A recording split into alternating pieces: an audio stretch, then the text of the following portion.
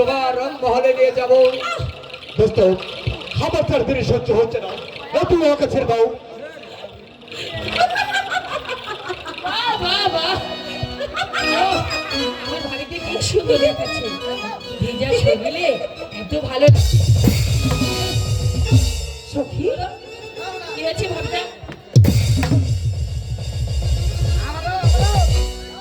কি ভাবি, ঢিল কোথা থেকে এলো? একটু দেখো তো, ঢিলটা কিন্তু ওই দিক থেকে এসেছে। ওই দিক থেকে এসেছে? সর্বনাশ হয়ে গেছে ভাবি। সর্বনাশ? হ্যাঁ, তোমার চাচা শ্বশুর ডক্টর রহমান খাঁ আর চেয়ারম্যান সুরলতি তোমার এই গোসল করা দেখে গেল, আর এই ঢিলটা সেই মেরেছে। কি বলছো সখী? সর্বনাশ হয়ে গেছে।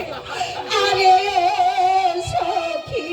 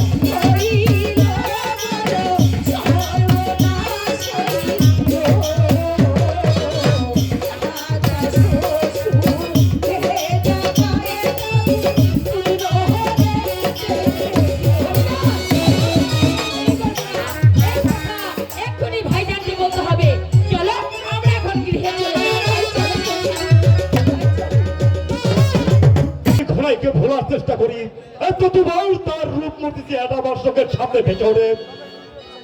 কাকা